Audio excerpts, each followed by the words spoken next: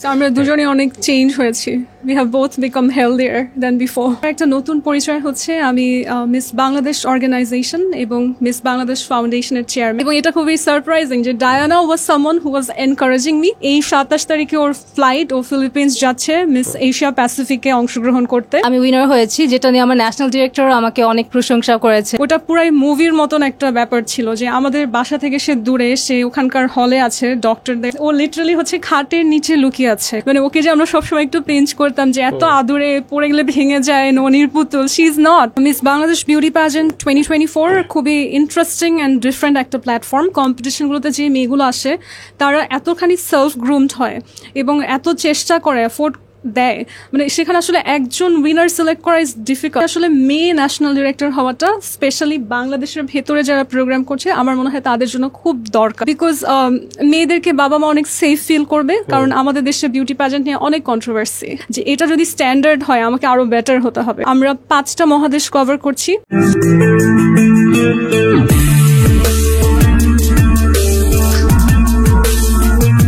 Welcome to Munjamid show. আমি host Munjamid. আমার guest আজকে মেঘনা অ্যান্ড ডায়না। ওরা দুই বোন, নাম শুনে আসলে বোঝা যাচ্ছে না মিলে তাল মিলেছে ওর আব্বু আম্মু।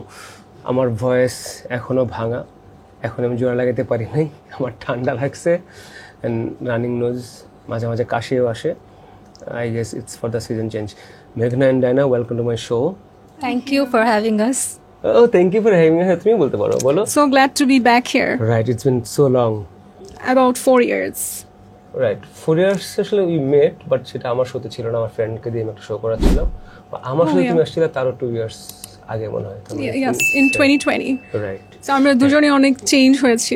We have both become healthier than before. Right. তুমি তো একটু হইছো, আমি একটু সেক্সিয়ার হইছি। আমি kidding. Okay, anyway, it's not about my story, আজকে হচ্ছে ওদের স্টোরি হবে। মেঘনা অ্যান্ড ডায়না। আগে মেঘনা, তুমি তো আসলে তোমার বোন, তুমি একটু ইন্ট্রো দাও, তারপরে আমরা ওখানে যাবো। তুমি একটু কথা বলো। আসলে তোমরা দুজনে খুব ইউটিউব পেজে নিয়ে কাজ করতেছো, and like she is just going somewhere. একটু বলো, তারপর আমরা ডায়নার কাছ থেকে শুনতে চাই।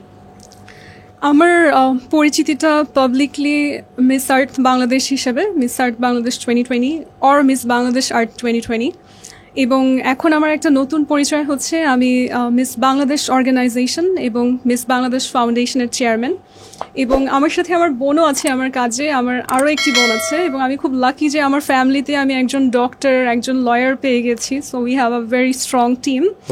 এবং আমরা বাংলাদেশে সৌন্দর্যের যে অঙ্গনটা, যে এটা যে একটা সারা বিশ্বে অনেক স্ট্রং প্ল্যাটফর্ম, আমাদের দেশেও সেই ধারাটা তৈরি করার জন্য আমরা একেবারেই ডিটারমাইন্ড। কারণ মিস বাংলাদেশ আর্ট হয়ে মিস আর্টে অংশগ্রহণ করা ছাড়াও এই বিউটি প্যাজেন্ট সেক্টরে আমি যেই সারাটা পেয়েছি ইন্টারন্যাশনালি, এবং আমার জন্য যেভাবে ইন্টারন্যাশনাল কান্ট্রিগুলো ভোট করেছে বা বিভিন্ন রকমের এনকারেজমেন্ট দিয়েছে, তখন আমি দেখি অনেকগুলো ফ্র্যাঞ্চাইজি আমাকে রিচ করে যে why don't you represent Bangladesh. তো তখন আমার কাছে মনে হয় যে আমি একাই বারবার রিপ্রেজেন্ট করার থেকে why don't I take this franchises and create opportunities for others. তো ওই চিন্তা থেকে আসলে মিস বাংলাদেশ অর্গানাইজেশনটা শুরু হয়, এবং এটা খুবই সারপ্রাইজিং যে Diana was someone who was encouraging me. ওর কিন্তু বিউটি প্যাজেন্টের দিকে একেবারেই কোনো ঝোঁক ছিল না, বা মিডিয়ার দিকেও না। She was studying and now she is a full on doctor. তো ও হঠাৎ করে পার্টিসিপেট করে একটা প্যাজেন্টে, সেখানে টপ 5-এ চলে আসে, সেখানে ওর একটা ভালো ট্রেনিং হয়। আমি তো সারপ্রাইজ ওর স্পিচ সব কিছু দেখে, যে কোনো এক্সপিরিয়েন্স সেটা ফার্স্ট টাইমে এত ভালো। তো তখন আমরা ওকে একটু এনকারেজ করা শুরু করি যে go for another one, and then she attended another pageant and she became the winner. এই 27 তারিখে ওর ফ্লাইট ও ফিলিপিন্স যাচ্ছে মিস এশিয়া প্যাসিফিকে অংশগ্রহণ করতে। ডায়না, তুমি নিজের সম্পর্কে কিছু বলো। Hi everyone, I'm Dr. Diana. I'm a dental surgeon by profession. আর আমার নতুন আইডেন্টিটি এখন হচ্ছে আমি মিস এশিয়া প্যাসিফিক বাংলাদেশ 2024, এবং সামনে 27th সেপ্টেম্বর আমি ম্যানিলা ফিলিপিন্সে বাংলাদেশকে রিপ্রেজেন্ট করতে যাচ্ছি। এই তো। তারপর বলো কি কি উইন করলে, কেন উইন করছো তুমি, কেন তুমি এখানে চলে আসছো। See how you got almost 30 different. Yeah. Okay, sure. So আমার জার্নিটা বেসিকলি ফার্স্ট প্যাজেন্ট যেটা ছিল সেটা নাম হচ্ছে মিস অরা বাংলাদেশ। সেখানে আমি টপ 5 পর্যন্ত গিয়েছিলাম। এরপরে আমি আরেকটা বিউটি প্যাজেন্টে অংশগ্রহণ করি, যেখানে দুটো আলাদা ফ্র্যাঞ্চাইজি ছিল। ফার্স্টে Miss Face of Beauty Bangladesh ছিল, and then Miss Asia Pacific ইন্টারন্যাশনালটা ওখানে অ্যাড হয়েছে।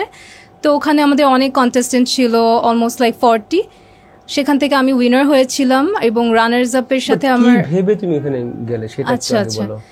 আচ্ছা, তুমি আমার যেটা বলছো সেটা কখনোই তুমি হ্যাঁ কখনো হ্যাঁ চাওনি মনে হয়। অবশ্যই আমি বিউটি প্যাজেন্ট কখনোই এরকম দিক থেকে করিনি যে আমি নিজেকে খুব সবার থেকে আলাদা বা সুন্দর প্রমাণ করার জন্য আমি বিউটি প্যাজেন্ট জয়েন করেছি, কিংবা আমি কোনো অ্যাক্ট্রেস হিসাবে নিজেকে প্রতিষ্ঠিত করতে চাই কিংবা মডেলিং ইন্ডাস্ট্রিতে যেতে চাই, because it's not the only way. ওই সব জায়গায় যদি আমি যেতেও চাই, there are multiple ways, but beauty pageant আমার জন্য একটা অন্যরকম জায়গা। কারণ আমি আমার নিজের বড় বোনকে, ও যখন মিস আর্থ কম্পিটিশনটা জিতেছিল, ওকে সাপোর্ট করতে গিয়ে আমি অ্যাকচুয়ালি প্যাজেন্ট নিয়ে কিছু রিসার্চ করেছি যে আসলে বিউটি প্যাজেন্টটা কী নিয়ে। তখন আমি দেখেছি যে প্যাজেন্ট্রিতে একটা বড় অংশ হচ্ছে এটার হিউম্যানিটারিয়ান একটা পার্ট। ওরা কিছু হলিস্টিক জিনিস নিয়ে কাজ করে, যেমন সবার একটা অ্যাডভোকেসি থাকতে হয় যারা প্যাজেন্ট কুইন, যাতে সোসাইটিকে তারা কিছু দিতে পারে, কন্ট্রিবিউট করতে পারে এবং তাদের কাজের মাধ্যমে দেশের মানুষের যে কোনো অ্যাসপেক্টে কোনো একটা ইম্প্যাক্ট ফেলতে পারে, যাতে তারা অন্যদেরকেও এম্পাওয়ার করতে পারে।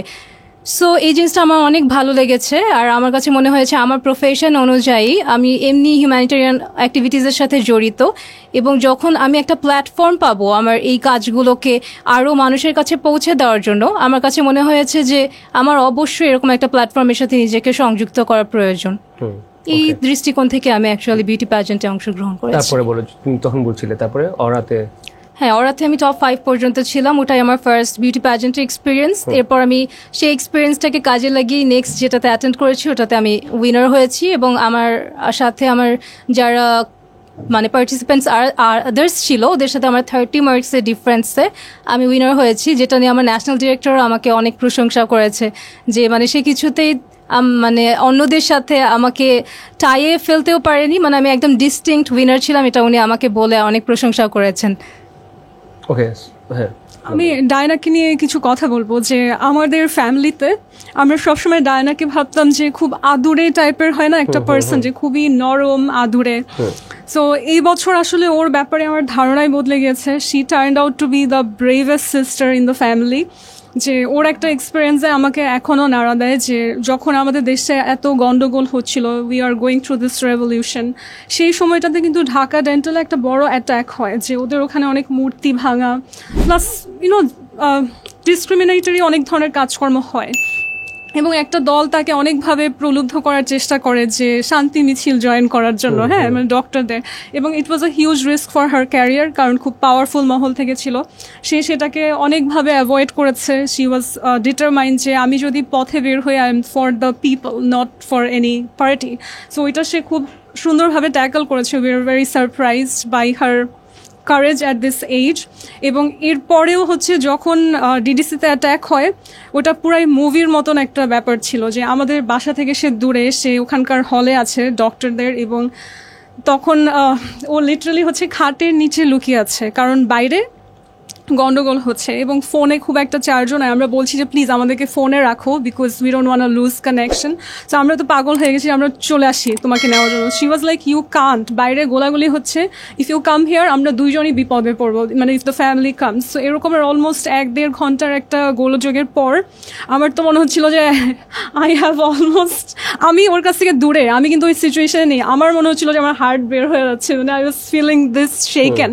কিন্তু সে এই ঘটনার 5 মিনিট পরে, মানে গোলাগুলি থামার, সে তার ওর যে ড্রেসটা পরে ডক্টর অ্যাপ্রন, সেটা পরে সে এই গোলাগুলিতে আহত যারা হয়েছে তাদের চিকিৎসা করতে চলে গেছে। এবং আমি এখনও এসে, মানে আমার যে প্রিভিলেজ এরিয়াতে থাকি, আমরা বসুন্ধরা আবাসিকে থাকি, সেখানেও আমার মনে হয় যে রাত 12টার পরে আমি দেখা যায় গাড়িতে করে আসছি, একদম গ্যারেজে নেমে গেছি, বা ওভাবে মানে রাতের বেলা রাস্তায় বের হয়ে বাসায় আসা আমার জন্য এখন অনেক রিস্কি মনে হয়। কিন্তু সে ওই মিরপুর এরিয়াতে এত রাতের বেলা এত মানে চারপাশে এত ক্যাওস হচ্ছে, তার মধ্যে হেঁটে হেঁটে একা সে গিয়েছে ট্রিটমেন্ট করার জন্য, এবং সেখানে ট্রিটমেন্ট করে আবার ফেরত এসেছে মাঝরাতে। So I was telling my father যে I am so proud of her. মানে ওকে যে আমরা সবসময় একটু পেঞ্চ করতাম যে এত আদুরে, পড়ে গেলে ভেঙে যায়, ননির পুতুল, she is not, she is super brave at heart. Beautiful, so proud of you. Thank Can you. you share some experiences like সেদিনের যেটা মেঘনা বললো? হ্যাঁ শিওর। তো সেদিনকে ছিল 5 আগস্ট, সবাই তো অনেক সেলিব্রেট করছিল যে আমরা নতুন স্বাধীনতা লাভ করেছি, কিন্তু ওই দিনকে রাতেই হচ্ছে অনেক ধরনের অ্যাটাকস হয়েছিল, যেখানে যেখানে ভাস্কর্য ছিল ওখানে ভাঙচুর হয়েছিল। তো আমাদের হসপিটালের বাইরেও এরকম কিছু ভাঙচুর হয়েছিল, তো ওখানে অনেকে আহত হয়েছিল, আবার অনেকে আশেপাশে এরিয়া থেকেও না, অনেক দূর থেকেও অনেকে অ্যাডমিট হয়েছিল, কারণ ঢাকা মেডিকেলে থেকে তাদেরকে আবার রেফার করে বিভিন্ন হসপিটালে পাঠানো হয়েছিল।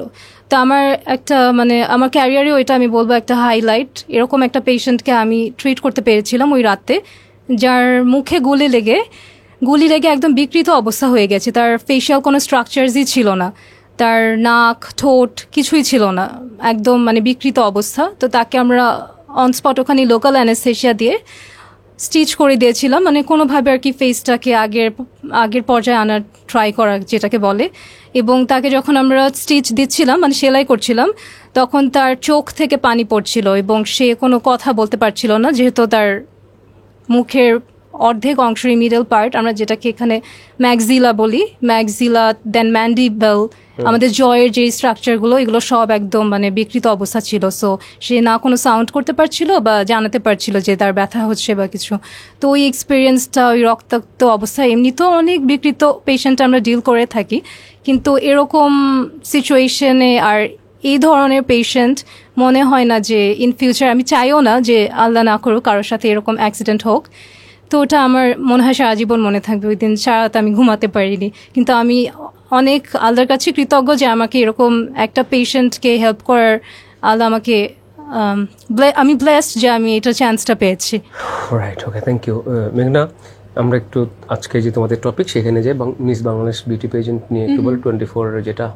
Yes, miss Bangladesh beauty pageant 2024 খুবই ইন্টারেস্টিং অ্যান্ড ডিফারেন্ট একটা প্ল্যাটফর্ম, যে আমরা সাধারণত দেখি একটা প্রতিযোগিতা একটা ফ্র্যাঞ্চাইজি নিয়ে হয় বা 2-3টা, যেরকম আমরা দেখি যে মিস ওয়ার্ল্ড বাংলাদেশ হচ্ছে, মিস ইউনিভার্স বাংলাদেশ হচ্ছে, একজন উইনার একটা দেশে গিয়ে কম্পিট করছে।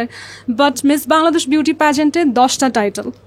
সো এখানে যে জিতবে সে ছাড়াও যারা টপ 10-এ যাচ্ছে সবার জন্য একটা সুযোগ থাকছে, কারণ আমরা দেখি এই কম্পিটিশনগুলোতে যে মেয়েগুলো আসে তারা এতখানি সেলফ গ্রুমড হয় এবং এত চেষ্টা করে, এফোর্ট দেয়, মানে সেখানে আসলে একজন উইনার সিলেক্ট করা ইজ ডিফিকাল্ট। তারা মোটামুটি সবাই যোগ্য থাকে, তাদেরকে যদি ভালোভাবে গ্রুম করা যায়, অপরচুনিটি দেওয়া হয়, পলিশ করা যায়, তাহলে বাংলাদেশের জন্য it's 10 chances to win an international crown.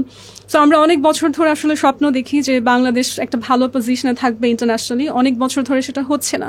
So আমরা তাদেরকে আসলে যত সুযোগ দেব তার কিন্তু জেতার চান্স তত বেশি। সো 10 জন বাংলাদেশি ইন্টারন্যাশনাল ক্রাউন পাবার বা জেতার সেই সুযোগটা পেতে যাচ্ছে মিস বাংলাদেশ বিউটি প্যাজেন্টের থ্রুতে। আমি আজকে যেহেতু অনেক পপুলার একটা শোতে এসেছি, আমি বলবো যে এখানেও যারা দেখছে তারা যদি কেউ অ্যাপ্লাই করতে চায়, 18 থেকে 27 বছরের মধ্যে হয়, বাংলাদেশের সিটিজেন হয়, তাহলে অ্যাপ্লাই করতে পারেন www.missbangladesh.com এই সাইটে। এবং এটার হিস্ট্রিটা খুব ইন্টারেস্টিং, যে আমি অনেক রকম বিউটি প্যাজেন্টে গিয়ে আমি আসলে বোঝার চেষ্টা করি যে বাংলাদেশের ইন্ডাস্ট্রিটা কেমন, এবং এখানে আসলে মেয়ে ন্যাশনাল ডিরেক্টর হওয়াটা স্পেশালি বাংলাদেশের ভেতরে যারা প্রোগ্রাম করছে আমার মনে হয় তাদের জন্য খুব দরকার। বিকজ মেয়েদেরকে বাবা মা অনেক সেফ ফিল করবে, কারণ আমাদের দেশে বিউটি প্যাজেন্ট নিয়ে অনেক কন্ট্রোভার্সি। হ্যাঁ, এখানে প্যারেন্টসদের ফ্যামিলির রেসপেক্ট এবং সেফটির যে জায়গাটা সেটা এনশিওর করার জন্য আমার মনে হয়েছে যে অ্যাজ আ ফিমেল, যেহেতু আমার সেই রিসোর্স ক্যাপাসিটি আছে, আমার উচিত কাজ করা। তাহলে অনেক মেয়ে আসলে যখন ভালো ফ্যামিলি থেকে, এডুকেটেড, ওয়েল গ্রুম ব্যাকগ্রাউন্ড থেকে আসবে, তখন আমার বাংলাদেশটাকেও সে আরো সুন্দরভাবে রিপ্রেজেন্ট করতে পারবে, এবং তাকে দেখে অন্যরাও আরো চেষ্টা করবে, এফোর্ট দিবে যে এটা যদি স্ট্যান্ডার্ড হয় আমাকে আরো বেটার হতে হবে, রাইট? সো ওই প্রচেষ্টা থেকেই মিস বাংলাদেশ বিউটি প্যাজেন্টের যাত্রা, এবং আমরা 5টা মহাদেশ কভার করছি। সো কেউ হচ্ছে ইন্ডিয়াতে রিপ্রেজেন্ট করবে, সবার আগে মিস আর্ট আমি যে টাইটেলটা পেয়েছি সেটার ফ্র্যাঞ্চাইজিও আমাদের আছে। সো আমার উইনার মিস আর্টে যাবে ফিলিপিন্স, এবং এছাড়াও ইউএসএতে একজন ক্যান্ডিডেট যাবে, তারপর হচ্ছে সাউথ আফ্রিকাতে যাবে, ক্যাম্বোডিয়াতে যাবে। সো আমরা সারা বিশ্বে বাংলাদেশের নাম ছড়িয়ে দেওয়ার একটা প্রচেষ্টা হাতে নিয়েছি, এবং আশা করি মঞ্জু ভাইয়ের মতন যারা মিডিয়ার অন্য মানুষ আছেন ইনফ্লুয়েন্সিয়াল, তাদেরও একটা সাপোর্ট পাবো, আমি hopeful. I am already supporting. Thank you, of course, welcome.